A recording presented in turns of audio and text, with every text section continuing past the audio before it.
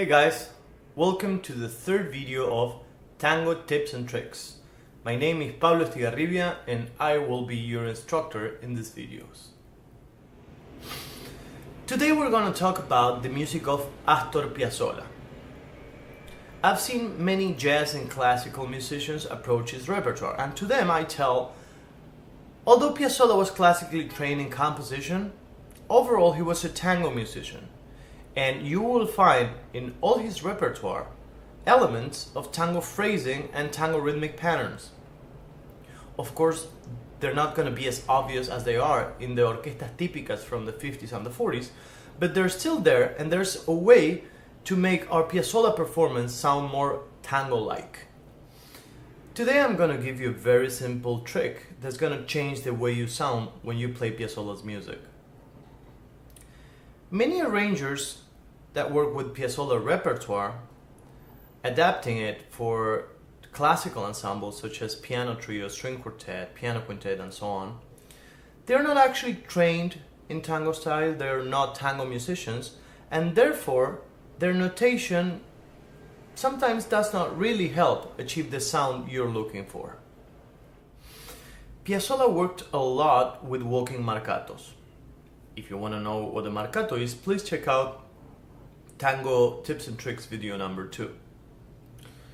And the proper way to play a walking marcato in tango style would be to play the fourth notes on the left hand of the piano slur, and I don't mean it as an expression mark, it shouldn't be a beautiful legato, you're looking for a percussive sound, but it's definitely not staccato, there is no gaps between the notes.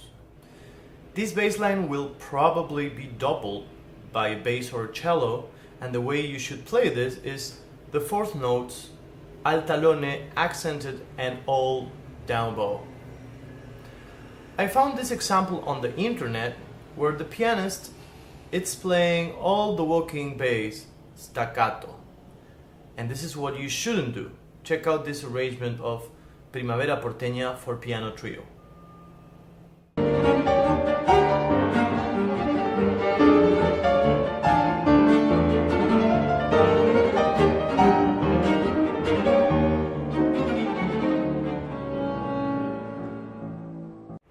Playing walking marcato staccato doesn't really help you achieve the tango style sound you're looking for. But I gotta say, in the defense of the pianist, that sometimes the quarter notes in a walking marcato are marked on purpose as staccato. And you know what? You should ignore that. This is a big difference between tango and classical music. Many of the arrangers, as we said before, are not trained in tango style. So you might find some things in the score that you should ignore, and you might see some missing things in the score that you should play. So my advice is that if you're a classical musician or a jazz musician and you're approaching tango repertoire, get some help from a legitimate tango musician. And now I will show you how Piazzolla did play his own marcato walking bass. And please pay attention to the bass line on the score, because you will see that Piazzolla actually wrote eighth note and eighth note rest instead of quarter note. But you will realize that his bassist, Héctor Console, didn't pay attention to Piazzolla's notation, and he's actually playing quarter notes.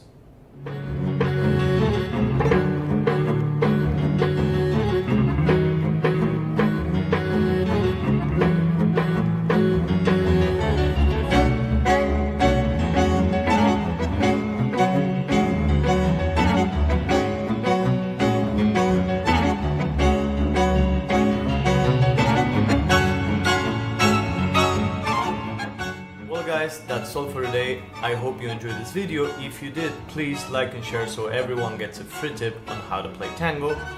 If you have any further questions, please contact me on social media and sign up for Skype lessons and consults. If you want to check out my bio and my discography, that's available on my website. And if you're interested in purchasing tango piano solo arrangements, I published a book last year that's called Tangos de Concierto that features 16 arrangements for piano solo. available on Amazon. You will find all the links in the description, and I hope to see you guys in the next video of Tango Tips and Tricks.